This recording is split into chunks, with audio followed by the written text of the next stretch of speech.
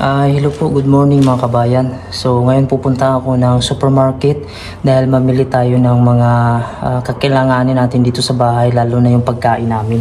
So hindi tayo nakabili kahapon dahil napagod na kami sa biyahe at nakatulog kami sa bahay. Tapos inantay ko mag-open yung grocery store ngayon at medyo masama pa yung panahon dahil malakas yung snow at hangin. So kasama ko yung anak ko mga kabayan, kaso biglang nawala. Kasi nga sabi ko sa aantayin niya ako matapos ko siyang bihisan. Kanina pa kasi sa mga kabayan, talaga niyayaya niya ako na lalabas kami. Pero dahil masungit yung panahon, hindi ako pumayag. So ngayon dahil pupunta ako ng grocery store, isasama ko siya. Ang problema, nawala. So ngayon hanapin ko siya kung nandito sa ibaba. Kasi papunta na kami ng grocery store. Ayan. So ito yung panahon natin mga kabayan, napakasungit. At tinitingnan ko kung saan na yung aking anak pumunta. Kasi nabihisan ko lang sa mga kabayan, biglang nawala. Lumabas agad. Kasi nga sabi ko, bibili kami ng grocery. So titingnan natin sa dito sa ibaba kung nandito ba. Medyo kinakabahan ako dito sa anak ko, lalo na pagka nakalabas siya. So baka pumunta yun ng playground. Kasi gustong gusto niya maglaro hapon pa sa playground. Masama kasi yung panahon mga kabayan, malakas yung hangin. Okay lang kung walang hangin. Gustong gusto niya talaga maglaro kahapon pa sa snow. Napalo na nga siya ng nanay niya dahil nga ang tigas ng ulo niya. Hala, hindi ko alam kung saan na siya. Ay, nandyan ka pala. Hindi na, wag na yan kasi hindi yan naandar kasi pang summer. Nandito pala sa ibaba yung anak ko kabayan. Nakita niya yung bike. Yung bike na yan sa mama niya yan. Diyan namin yan nilagay dati yung summer. Pagka winter hindi na namin kinuha. Kaya natambakan. Gusto niya daw ipag-drivean. Paano niya mapag-drivean yan kasi walang winter ko niyan. Diyan ka muna kaya itatapon ko to. Walang winter spike yan. Nagulat ako. Akala ko nandun siya. Yan sa mga bata doon naglalaro. Nandito pala sa ilalim mo. Hinuhukay niya yung bike. Hindi mo yan magamit. Kasi may snow pa pag summer na. Tara na, sakay na tayo din. Punta tayo doon sa kwan. Tara na. Hindi mo yan makuha. Sam, dali na. Hindi yan pwede yan dito. Hindi yan magagana. Kasi madulas. Kailangan ng winter spike. Tara. Mamaya maglaro ka doon pagtapos natin. Doon. Mamaya. Tara, bili muna tayo. Ay, lakasan mo. Maipit ka. Okay, matigas yan kasi nagpilo na. Malutong na yung tunog niya. Malutong yung tunog niya. Ayan, malamig yung kanya. Ito mga kaban, gamit ko lang to sa sa construction. Pero minsan pwede ko din gamitin pag may bibilin kami. Kaso hindi masarado yung So ayan mga kaban, binaba ko siya dun sa loob kaso hindi siya mababa dahil tumigas na nga itong salamin niya. So kailangan ko lang kiskisin. So malambot lang naman tong snow, hindi pa naman siya nag-dry at tumigas na nag-yelo. Ayan mga kabayan, so nandito na kami sa may mall mga kabayan. Dyan kami bibili ng makakain namin ngayon. Mag-grocery kami. Ito yung kasama ko yung anak ko. Dandahan lang ha. Ayan. Kaya yung anak ko mga kabayan. So nag-i-snow pa dito ngayon. So dyan kami papasok sa nag-iisang mall dito. Huwag magtakbo, madulas ka. Ayan yung anak ko, pag nakikita siya ng snow mga kabayan, para siyang dito muna tayo, pasok na tayo sa mall. Pamaya na yan, bibili muna tayo ng makakain natin. Ayan, binibilog-bilog niya. Ayan, ito yung nag-iisang mall dito sa Greenland. Amnok Center tawag. So dito kami mamili ng mga pagkain namin kasi wala kaming stock doon. So tara na. So medyo madulas to ha. Madulas yan. Dahan ka lang. Ayos na yan Ayos yan malamig pa ang hangin. Di na. Pasok na. Ayan po. Dito Cham. Dito muna maya na. Maya na yan. Blueberry. Kuha ka muna doon ng sibuyas. Turuan kita mag-grocery ha, para sa susunod ikaw na mag-grocery. So nandito na kami sa may grocery store mga kabayan. Dito. Ito sibuyas sige, dali. Dali, sundan mo ako. Ayan, kuha ako ng sibuyas na sa 13 kroner dito mga kabayan. Ito. Kaso kunti lang. So ito na lang yung malaki. Huwag yan, maliit yan. Huwag yan. Itong brown. Ayan, ito brown. Kuha ka. Ayan, kunin mo. Magkano ba yan? 50,000. Hindi ko alam kung magkano. Kasi ito skip. This size to. Ito. Pero ang gusto ko ito mga kabayan, mas madali lang ito. Bilog na kasi ito diretso. 27 ito. Ayan. Tapos ito kamatis bili tayo. Kasi magkukwento yung misis ko. Magsasabaw ng isda. Ayan. So kuwan. Tomato. 5.15. Tapos may broccoli dito. 40 yung isa mga kabayan. Tapos mayroon silang tilbo dito mga kabayan. O sale discount. So 10 na lang tong luya. So kuha tayo ng luya. Tapos ito prutas na apple. Tapos may broccoli din dito. Gis na lang oh. So pwede na to. Kahit hindi siya fresh. Ayun mga kabayan. So ngayon palabas na kami dito sa mall ng anak ko. So ito may nabili na tayo dito mga kabayan ng mga pangkulang. So lahat ito na bayaran ko ay nasa 282 Danish kroner or nasa 2,000 pesos paigit sa atin mga kabayan. So marami ako nabili dahil doon ako bumili sa Tilbod or yung mga discount na mga kabayan na pinapaubos na. Pero okay pa naman siya. So ito yung paligid natin nung nag-snow. Cham, may sasakyan Cham. So yung anak ko mga kabayan kanina pa nagyayaya. Nalalabas na daw kami. Kasi bumibili ako sa loob. Sobrang kulit talaga. So wala tayong magawa. Babantayan talaga natin. So sasakay na kami at papunta na kami ng bahay. So ito yung panahon mga kabayan. Oh, napakasungit at malakas yung hangin. Tapos napakasakit pag dumampi sa tainga mo. Pag wala kang bonnet sa kamay mo. Napakasakit. Kaya ingat tayo dito mga kabayan pag malamig. Dito na ako sa bahay mga kabayan. Pero yung anak ko titingnan ko sa labas kasi hindi siya sumunod. So baka kung saan yun pumunta. Tingnan ko siya mga kabayan kung saan. Eh parang nandito. Ay buti hindi siya lumayo. So nandito lang siya. Naglalaro siya. Salamin mo. Salamin mo. Dali ayusin mo yung mukha mo dito. Ano ba yung mga bunit mo? Dali. Salamin oh. Glass oh. Dali para hindi ka makuha ng hangin. Malakas yung hangin. Sabi sa akin. Wait. So ayan mga kabayan, meron siyang salamin yung binigay ni Benny na kaibigan kong Greenlandic. So medyo malakas yung hangin kaya hindi ko siya pinayagan na pupunta dun. Kasi delikado. So dito na lang siya sa gilid. Kasi gustong gusto niya talaga maglaro. Kahapon ba mga kabayan, madaling araw pa. Kinigising na kami dahil gusto niya daw maglaro. Maggawa daw siya ng snow. Anong tawag dyan, Cham? Snowman? O gawin mo ha. Pag malamig na sobra, pasok ka na ha. So dito na siya sa labas namin. Ito kasi yung area namin dito. Stock room to dito. Doon yung kwarto namin sa kabila. Sa likod natin. Huwag ka na pumunta dyan kasi malayo at saka madulas. Sa likod natin. Baka magsarado itong pintuan ha. Diyan ka lang. Bawal! Ayan. So ito na yung niluto ng asawa ko mga kabayan. Yung binili ko doon kanina sa market nila. Ito yung red fish sa supermarket. Yan. Red fish to mga kabayan. So kuha niya lang to. Pinrito niya muna tapos yan parang tinula na lang niya tapos may broccoli. So ito lang yung mga available kasi nagulay ito. Broccoli tapos mayroon namang mga pichay dito tapos ito kanin syempre. So kakain na kami kasi pupunta pa kami ng munisipyo mamaya. Ipa-register namin tong dalawang anak namin para mayroon silang CPR number.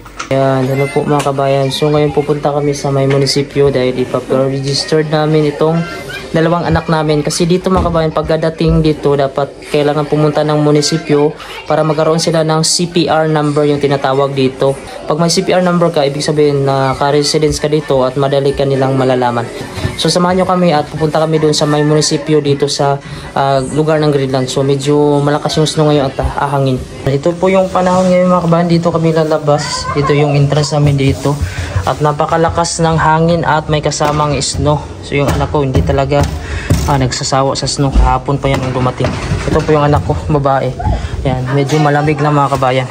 Hello po mga kabayan. Dito na po kami. So pupunta na kami doon sa munisipyo. Medyo malakas-lakas yung snow at saka hangin. Ang dulas ng kalsada. Tara, samahan nyo kami. Ito yung itsura ng panahon natin ngayon. Oh. Malakas yung hangin at may kasamang snow. Ayun mga kabayan, nandito na kami malapit sa munisipyo. Ito po yung munisipyo nila dito. Ayan, so dyan pumupunta lahat kapag magpapa-registered ka. Kapag bagong dating ka dito sa Greenland, kailangan mong magpa-registered. So tara, pasok tayo mga kabayan at isama ko na itong aking pamilya doon at medyo malakas lang yung hangin at ang snow. Bumalik kami dahil pag Friday pala dito, half day lang pala sila, alas 12. Kasi pagkabukas wala nang pasok. So ang gagawin namin, balik na lang kami sa Monday. Kasi whole day sila pag Monday. So tara, samahan nyo kami mga kabayan. Pupunta kami dito sa may ukay. So titingin kami kung may mga mura dito mga binibinta para sa mga gamit sa mga bata. Samahan nyo kami, papakita namin dito. Ayun, nandito na kami mga kabayan, malapit sa ukay. So titingin kami ng mga gamit para sa amin. At ito yung buong paligid natin. Ito yung Nook Center, yun yung nag-iisang mall dito sa Greenland. So grabe. Ganito mga kabayan, summer no? Pero nag-i-snow pa rin dito at mas yung hangin. Ito yung pamilya ko dito. So papasok kami dito sa ating na yan. Yan yung ukay na yan. Napakalakas na hangin. Ayan. Ayan, nandito na kami sa loob mga kabayan. Ito yung mga ukay nila dito na binibinta. So pipili tayo dito ng mga gamit. Ito may mga gamit ng mga bata. Mga bago pa ito mga kabayan. Ayan, no? May mga toys dito. Ayan. Ito mga gamit dito. So hanapan namin yung mga anak namin dito. Mga bago pa to. Labahan mo lang ng mabuti. Ayan, may mga stop toys din dito. Ayan. So ito yung mga binibinta nila mga gamit. Mayroon din dito sa mga matanda. Sa mga matatanda. Ayan. Ito meron pa dito. Sa mga malalaki naman yan dito. Ayan. Ito mga kabayan, ipapakita ko sa inyo. Yung sapatos ng anak ko baligtad pa. Tanggalin mo. So ito yung mga presyo dito. Pagka ganito mga kabayan, 5 kroner yung blue. Ito 10 kroner, 20 kroner. Basta may mga kulay sa 30 kroner. So 40 kroner sa 50 kroner. So yung 1 kroner is 8 pesos sa Pilipinas. So itong gitara mga kabayan, dahil green siya, so 30 kroner lang siya or 240 pesos. So napakamura mga kabayan no, ng mga gamit dito. Kahit na gamit na ito pero bago pa rin. So quality pa yung pagkagawa mga kabayan at saka at the same time hindi naman sobrang dami ang gumagamit nito dahil kukunti lang yung mga tao dito. Ayun mga kabayan no, oh, mga dalo. So ayun, mga 30 kroner lang to. So 30 kroner lang to mga kabayan no. Amaya, you like this? Yung anak ko. Magkano yan? How much? 40. Oh, 40 kroner mga kabayan or nasa 320 pesos. So napakamura ng mga gamit dito. Ito mga quality pa to mga kabayan. Ayan. So mayroon pang electric pa no. Ayan. Ayan, kumakanta na siya. Baby daw. Ah, bago pa oh. Ah, mga kabayan oh. Gabi wala pa talagang kakuha no. Kupas-kupas oh. Ah, ang daming sapatos. Oh, ano? Testing na good. Ayan. I-try ng anak ko ito mga kabayan oh. Maganda yung mga tela dito. Quality kasi siya. Malalaman mo sa tatak pa lang. Ayan. Tapos bago pa siya, tapos ito tunay talaga itong mga balahibo. Ayan o. Ito yung sa anak ko. Ayan. Tubang daw chambe? Chap?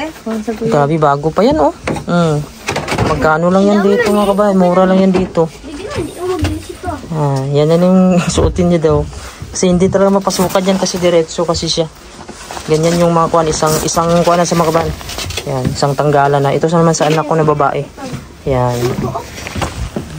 Ayan, ito yung sa anak namin oh. Kaso hindi siya sanay. Oh, may dubli magod siya. May jacket na kasi sa loob.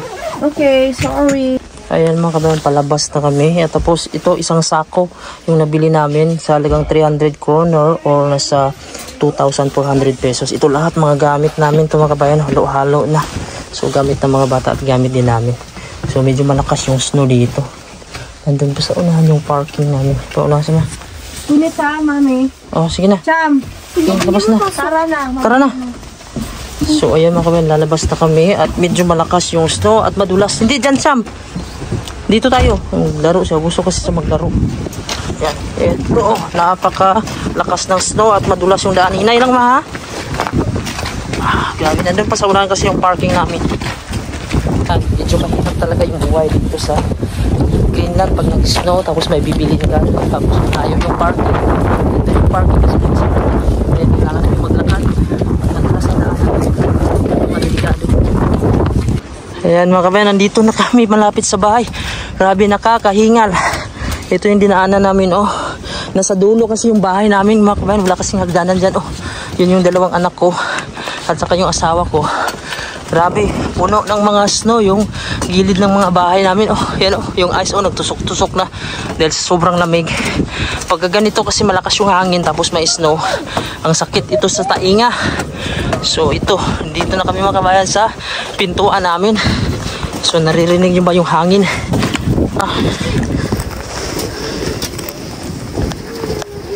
Wait.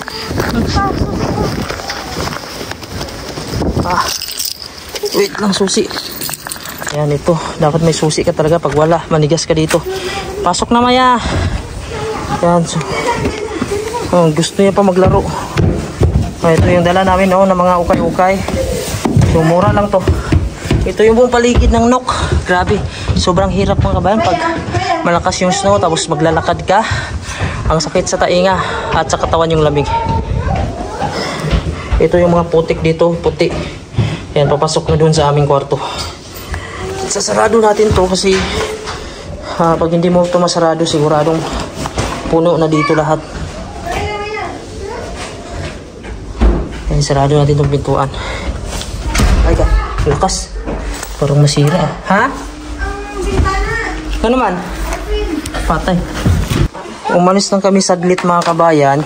Hindi lang gaano nasarado itong pintuan dito sa bintana namin. So pumasok yung mga snow, gumapang. Yan, hanggang dito. So inabot, So ilang minuto lang kami doon. So hindi pala siya masyadong nalock dito. Ano? So dapat i-lock siya. Ayan, i-down. Kaya ito mahirap pag maalisan mo yung mga bahay na hindi nakasarado, mapuno talaga siya ng snow. So ayan, so mabuti na kabalik kami agad. Ayan, ito na po yung isa sa mga nabili namin mga kabayan, yung laruan na yan. So yan yung libangan ng mga anak ko kasi hindi sila pwede makapaglaro sa labas ngayon. Napakalakas ng hangin at napakalakas ng snow. Madulas yung daanan at napakadelikado. Kaya dito na lang sa loob. Mabuti nga dalawa to sila mga kabayan ay may kalaro. Paano kung isa na lang? Kagawa ka pa ng kalaro niya. Ito yung labas namin, tingnan nyo. So ganito yung summer sa Greenland, May na mga kabayan yung May mga kabayan, dyan ay nag-uumpisa yung summer or patapos na spring. So dito sa Greenland dati pag May ay talagang nagbabike na kami nito kasi malinis na yung kalsada April pa lang nag-uumpisa na nagtunaw hanggang May na yun, wala na, malinis na yung kalsada. Makikita mo na yung mga simento. Ito, grabe yung snow. So ganito. So unexpected talaga yung weather dito sa Greenland. Dahil nga sa 80% sa lugar nila kahit summer ay may yelo talaga sa ng bahagi. So dahil malamig mga kabayan, so may tendency talaga na mag-snow.